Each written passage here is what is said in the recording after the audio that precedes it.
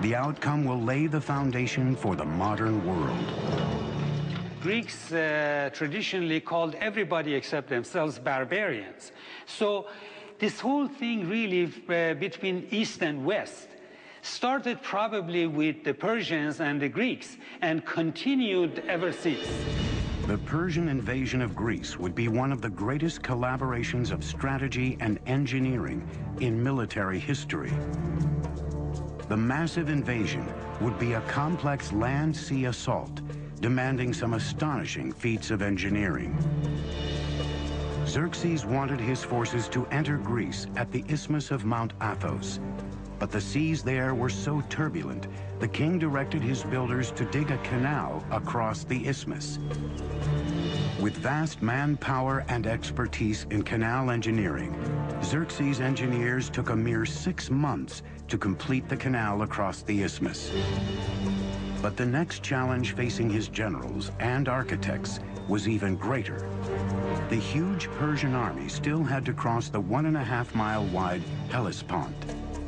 To this day, their solution is considered one of the most ambitious engineering projects ever conceived for a military campaign. Borrowing a page from his father's book, Xerxes ordered a double pontoon bridge built across the Hellespont. A feat of engineering that would far surpass the bridge Darius built at the Bosphorus. But what's very interesting is that 674 ships were now lined up. How were these ships kept stable? This must have been quite an engineering feat. The Bosphorus is not a very calm area. It can be quite choppy. The row of ships were kept in place with a very taut system of cables, probably 2 large cables that ran between Asia and Europe. Now remember, a large number of troops crossed this bridge, perhaps up to 240,000 troops. The ropes allowed the boat sufficient flexibility of movement in the turbulent waters. Each section of the bridge was built on 2 boats connected by planks, so the entire roadway could ride the waves, absorbing much of the surface choppiness. Persian engineers then constructed a platform across the top of the boats, then the roadway on top of that. With each wood plank, a superhighway emerged, crossing the Hellespont using battleships as the foundation. Remember, we're dealing with the hooves of tens of thousands of cavalry, including armored cavalry, which would have been much, much heavier. The ships were amazingly kept stable, so this allowed Xerxes to cross with his army into Europe and cross back when he needed to, and the ships were kept in place. And for a short period, Europe and Asia were one. 10 days later, with his bridge complete, Xerxes marched into Europe. The whole army crossed with heavy equipment, heavy cavalry, and the planks were kept in place. There was no breaking of the planks, not only due to the weight of the army crossing it, but due to the choppy waters of the Bosphorus. Xerxes' strategy was simple: overwhelm the Greeks on land and at sea with superior numbers. Once again, the Greeks were led by the great general Themistocles.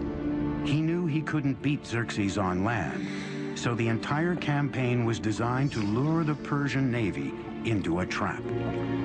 In August of 480 BC, the 2 armies met at a spot chosen by the Greeks, Thermopylae, a mountain pass so narrow only 1 chariot at a time could get through.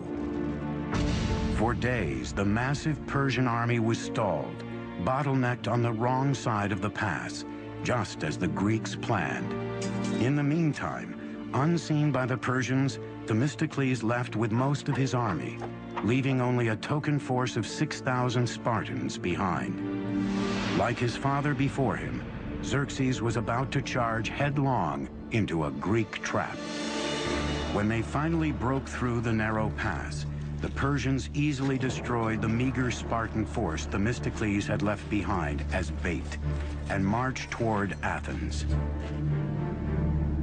But when Xerxes reached the city, Athens was deserted. Xerxes suspected he had been duped and would make the Athenian people pay for it. For generations, Tolerance for their vanquished had been the hallmark of Persian kings. Not this time. In a very un-Persian-like act, Xerxes burnt Athens to the ground. The Persian king regretted it immediately, and the following morning ordered Athens rebuilt. But it was too late. The deed was done. His moment of rage would come back to haunt Persia nearly 200 years later. But this war was still far from over. At the same time, Themistocles was setting his trap that lured the massive Persian navy into the narrow bay at Salamis. Then he unleashed a surprise attack. The huge Persian fleet was caught in the naval equivalent of gridlock.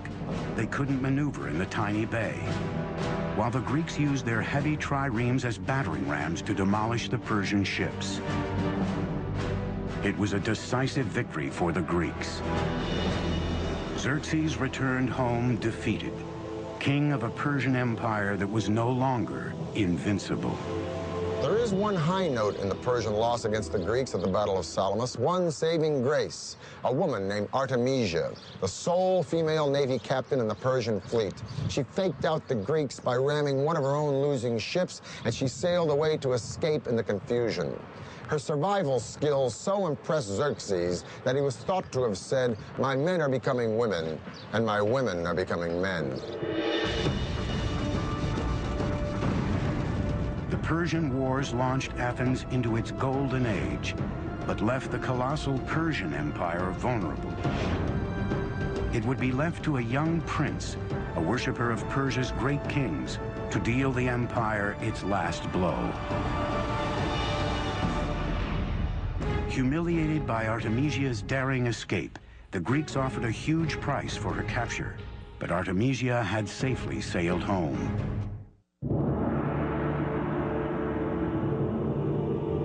480 BC, the Greeks had defeated the Persian fleet at Thermopylae. The aura of invincibility that surrounded this empire was gone. But there were still days of power and glory ahead for the Persian Empire. 15 years later, in 465 BC, the Persian king Xerxes died. Xerxes left the empire to his son, Artaxerxes, who was determined to take Persia back to its golden days. He began by turning his attention to a building project begun by his grandfather, Darius. 4 decades after it was started, Persepolis, the magnificent capital city, was still under construction. Now, Artaxerxes would oversee one of the last great engineering projects of the Persian Empire. Today, we know it as the remarkable Hall of 100 Columns. We know that the actual hall was some 200 by 200 feet, almost on the perfect square. What's remarkable of the Persepolis columns is when you look up the entire shaft, and these things raise, hundreds of feet into the air, there is not one piece of displacement whatsoever. It's a perfect vertical. They're working with what we might consider to be primitive tools, just stone mallets and bronze chisels, that's all. The fluting on the columns of Persepolis is so precise, however, that these are clearly the work of master craftsmen. The columns are constructed in drums, 7 or 8 drums stacked on top of another. This is done by scaffolding the whole area around the column, and then with a crane, a wooden crane, literally moving each column drum in place. Any client king, any governor from a distance, or even anyone who would come in that hall would be so impressed by the vastness of the hall and by this forest of columns that stretched nearly as far as the eye could see. An amazing achievement. Across the empire, Persians were still producing some of the most extraordinary feats of engineering in the ancient world. In 353 BC, the wife of a local governor began work on a magnificent tomb for her dying husband. Her tribute to him would be a marvel of engineering and would become one of the 7 wonders of the ancient world.